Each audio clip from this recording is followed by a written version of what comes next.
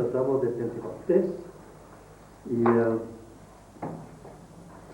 lo menciona San Ignacio también en el libro de ejercicios como un tema para esta cuarta semana.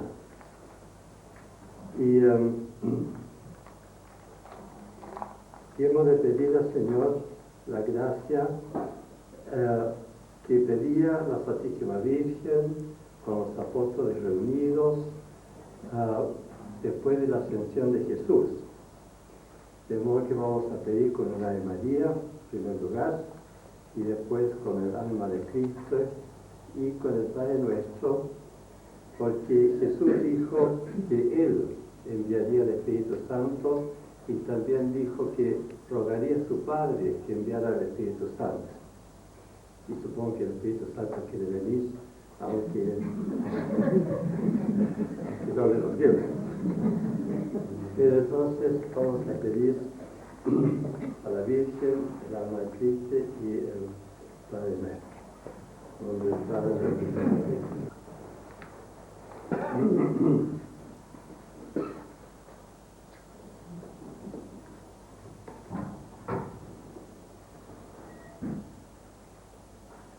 es bueno saber, recordar que el Espíritu Santo lo necesitamos primero para nuestra propia santificación. Y esto es lo que se llama los frutos del Espíritu. Una transformación nuestra hacia la imagen de Jesús y por lo tanto hacia la imagen de Dios que nos creó. Y en segundo lugar, necesitamos la ayuda del Espíritu Santo para que vaya bendiciendo las obras buenas que hacemos con los demás. Y eso es lo que se llaman los carismas. Es la bendición del Espíritu Santo, el fruto que el Espíritu Santo produce en nuestro apostolado. De modo que nosotros predicamos, nosotros actuamos, pero el Espíritu Santo es el que da el crecimiento. Nosotros sembramos, regamos, y el crecimiento mismo lo da el Espíritu Santo. Voy a tratar primero de recorrer muy brevemente cómo Jesús, se puede decir, dirigió su apostolado en un sentido de hacernos capaces de recibir el Espíritu Santo. Se puede decir que todo el fruto del apostolado de Jesús debía desembocar en la comunicación del Espíritu Santo con nosotros. Y eso es, diríamos, comprensible desde un punto de vista así teológico, y lo vemos sobre todo en el Evangelio de San Juan. En el primer capítulo, el Bautista ya dice: aquel sobre el cual veo bajar el Espíritu Santo, este es el que bautiza con el Espíritu Santo. Y eso lo recibió Juan el Bautista con revelación. De modo que en Juan 1:33 ya menciona eso. La misión de Jesús es la comunicación de su Espíritu. Y después, a través de Jesús, a través del Evangelio, vemos cómo aparece muchas veces esa promesa. Cuando él habla a la samaritana, en el capítulo 4, él dice: yo podría darte un agua viva, mejor que esa agua del pozo, ¿no? Un agua viva. Y esa agua viva sería una agua que brotaría de dentro de ustedes. Entonces la mujer dice: ojalá me diera eso, entonces no tendría que venir a buscar agua en el pozo. Y después, en el capítulo 7, dice Jesús: el que tiene sed, venga a mí y beba. porque está predicho que de Él, es decir, de Jesús, brotarán ríos de agua viva. De modo que otra vez la idea esa de una agua viva, y una agua viva que viene de Jesús. Después ya vimos, o no se me acuerdo, pero el costado abierto de Jesús, de ese costado brota sangre y agua. Y esa sangre y agua interpretan los padres de la Iglesia como Eucaristía y bautismo, es decir, Eucaristía y efusión del Espíritu Santo en el bautismo. Es el agua que brota del costado de Cristo. Y en el capítulo 7, cuando dice Jesús, el que tiene sed, venga a mí y beba, añade el evangelista, todavía no había Espíritu Santo porque Jesús no había sido todavía glorificado. En el momento de su muerte, el glorificado, brota de su costado agua, ¿no?, el Espíritu Santo, y una de las primeras palabras que dice Jesús al encontrarse con los apóstoles es: la paz a ustedes, reciban el Espíritu Santo. Esa es ya un Pentecostés personal. Y antes de partir, antes de la ascensión, Él le dice: quédense aquí hasta que sean revestidos del poder de lo alto. Y ese poder de lo alto, habla mucho San Pablo del poder, es sobre todo el poder carismático, ¿no? De modo que no comience todavía su apostolado, le dice a los apóstoles. Tienen que llegar hasta los extremos de la tierra, pero esperen hasta que tengan el poder de lo alto. Y eso, el poder, es sobre todo la bendición de Dios a nuestros ministerios, es decir, los carismas. De modo que en la vida de Jesús, en su predicación, hay como este hilo de oro de la promesa del Espíritu, de la preparación al Espíritu, de la comunicación del Espíritu, y esa comunicación para la santificación nuestra y para el bien de nuestro prójimo.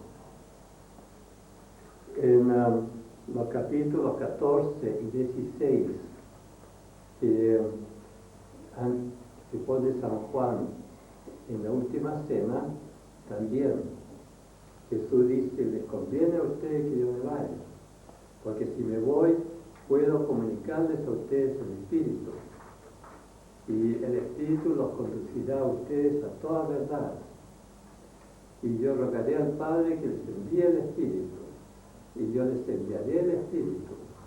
De modo que tenemos todas esas promesas, y los apóstoles están, una vez que Jesús se ha ido al cielo, están ahí esperando ese Espíritu Santo que ellos ya han recibido de una manera personal, pero Pentecostés va a ser una manifestación pública y quizás podríamos decir una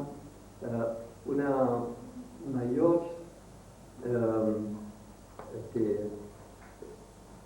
exhibición de carismas. Desde luego los apóstoles hablan en lengua, pero es una gracia especial. Ellos hablan en hebreo o arameo, y los distintos países pueden escuchar en sus idiomas.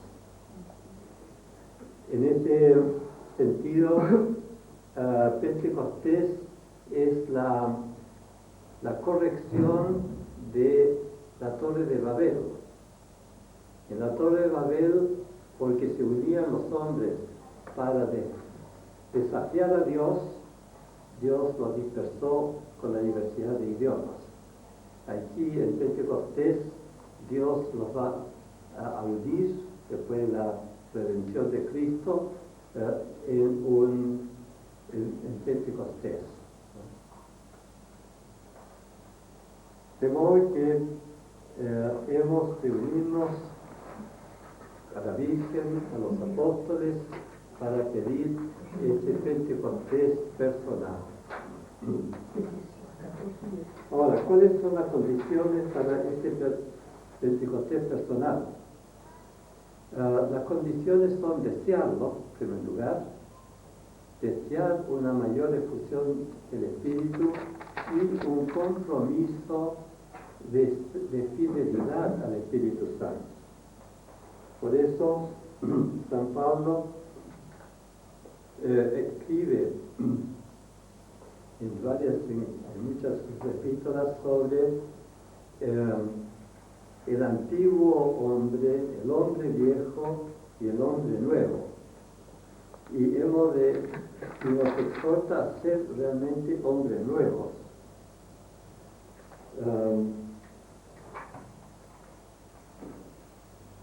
En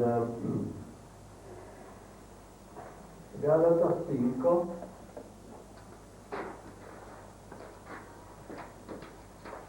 (16 a 25),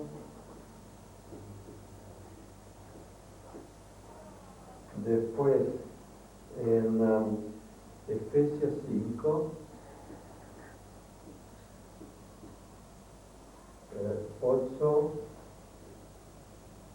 8b, es la segunda parte del 8, y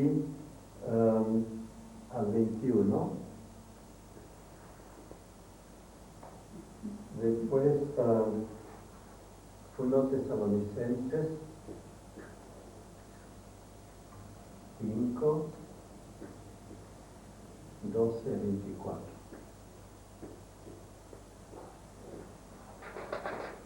Esos son los textos principales en que San Pablo describe esta nueva vida. Y en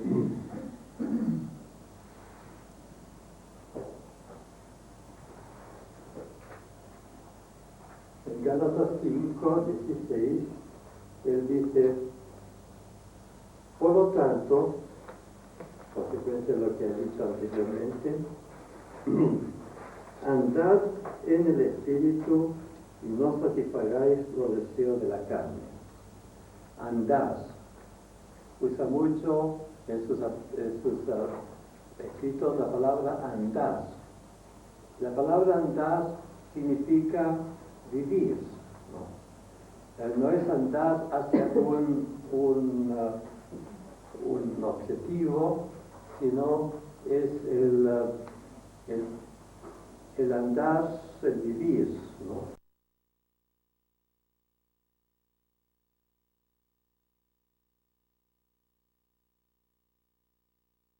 Espíritu, y no satisfagáis los deseos de la carne, porque el deseo de la carne es contra el Espíritu y el del Espíritu es contra la carne, y estos se oponen entre sí para que no hagáis lo que quisierais.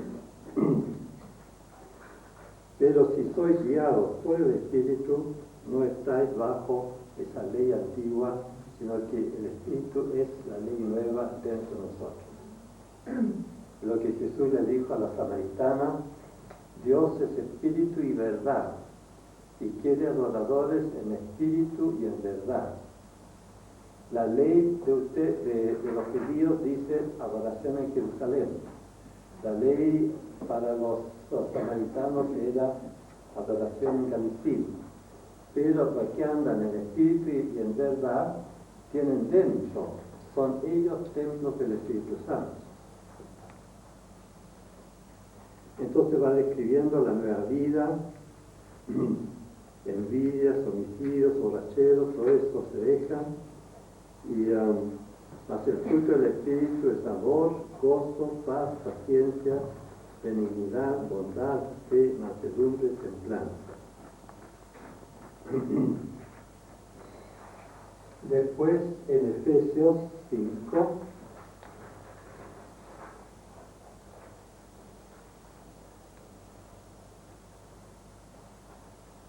comienza en 8, la segunda parte del 8, dice, andad como hijos de luz. Otra vez, andad como hijos de luz. Y va describiendo este nuevo andar.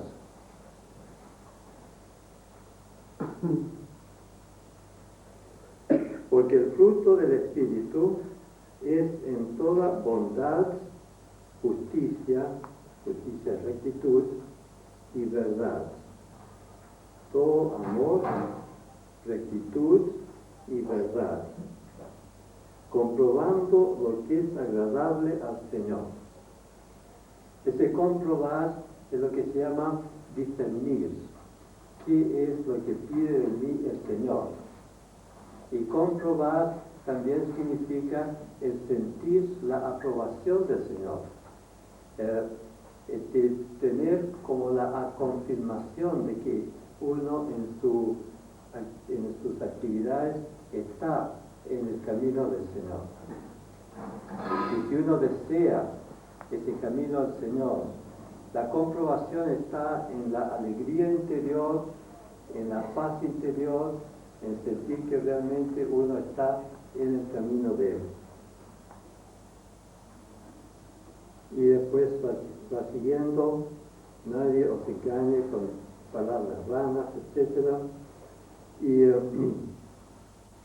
después describe lo que es un ambiente lleno del Espíritu Santo.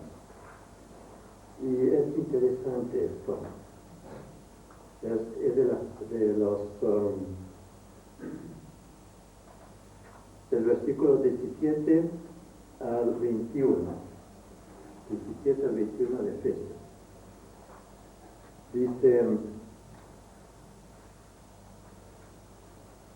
por tanto, no seáis insensatos, sino entendidos de cuál sea la voluntad del Señor. Nadie dice, no os embriaguéis con vino. Bueno, dice, ¿por qué se menciona el vino? Y probablemente porque a veces, luego del día de Pentecostés, había casi como una especie de embriaguez de los apóstoles y estaban tan llenos del Espíritu Santo, de una experiencia nueva. No os embriaguéis con vino, en lo cual hay disolución, desorden. Antes bien, sed llenos del Espíritu. Y va describiendo esto en 4 rasgos, es una sola frase, que realmente la Biblia la corta al final, pero son 4 rasgos de una comunidad llena del Espíritu Santo. Dice, primero, hablando entre vosotros salmos con himnos y cánticos espirituales. Es decir, no significa que la conversación sea solamente con salmos, himnos espirituales, sino que sea realmente una conversación que sale de fondo, que muchas veces, si uno se fija, las conversaciones son tan superficiales. ¿Qué es lo que dice en la televisión? ¿Qué es lo que dice la última? Etcétera. Todo queda así en superficie. Entonces, una verdadera comunicación y comunicación en profundidad viene a ser esto. Hablando entre vosotros con salmos, con himnos y cánticos espirituales. Segundo, cantando y alabando al Señor en vuestros corazones. Es decir, el clima interior de cada uno, lleno del Espíritu Santo, ha de ser un Magnificat. Así como el Magnificat de la Virgen fue su clima interior. Mi alma engrandece al Señor. Cada uno también puede estar viviendo habitualmente en un Magnificat, alabando al Señor, dando gracias por la existencia, pidiendo por las cosas que uno está haciendo. Es decir, viviendo en comunicación con Dios. Es el medio divino en cada uno. Cantando y alabando al Señor en vuestros corazones, dando siempre gracias por todo al Dios y Padre, en el nombre de nuestro Señor Jesucristo. De modo que sentirnos unidos con Jesús y en nombre de Él y con Él, dar siempre gracias a Dios por todo. Y por todo significa lo bueno y también lo que nos parece malo, las dificultades y los contratiempos, porque como dice San Pablo en otra parte, todo contribuye al bien de los que buscan a Dios. Tenemos que dar gracias. Y por último, 4, y esto entra dentro de la misma frase, aunque lo corten aquí a veces los editores, sometiéndose los unos a los otros en el temor de Dios. ¿Qué significa esto? Sirviendo. Someterse significa ponerse debajo, estar al servicio de unos con otros. En el temor de Dios significa, según lo que uno entiende, es la voluntad de Dios. De modo que es el servicio, y el servicio por caridad, por inspiración, dentro de lo que Dios nos pide.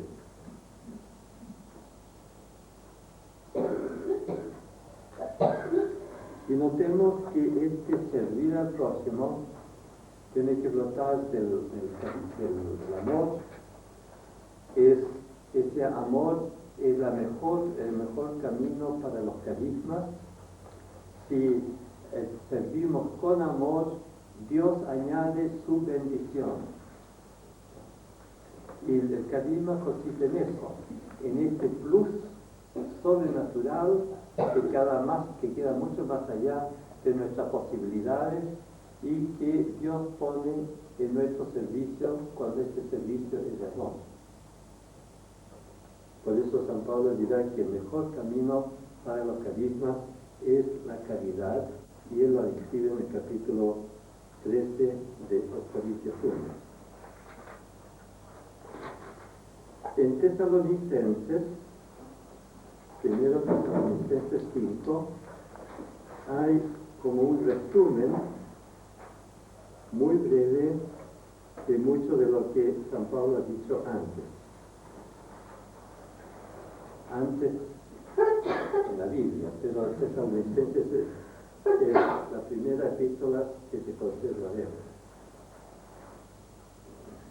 Y dice, entre otras cosas, sed siempre gozosos, orad sin cesar, dad gracias en todo, porque esta es la voluntad de Dios para con vosotros en Cristo Jesús. No apaguéis al Espíritu, no menospreciéis la profecía, examinadlo todo, retened lo bueno, absteneos de toda especie de mal. Y el mismo Dios de paz os santifique por completo, y todo vuestro ser, espíritu, alma y cuerpo sea guardado irreprensible para la venida de nuestro Señor Jesucristo. Fiel es el que os llama, el cual también lo hará. De modo que mucha confianza en Dios cuando nosotros pedimos el Espíritu Santo con esta rectitud de intención, con ese deseo de ser guiados por el Espíritu y que el Espíritu bendiga también nuestro servicio a los demás. Meditemos esto, que realmente es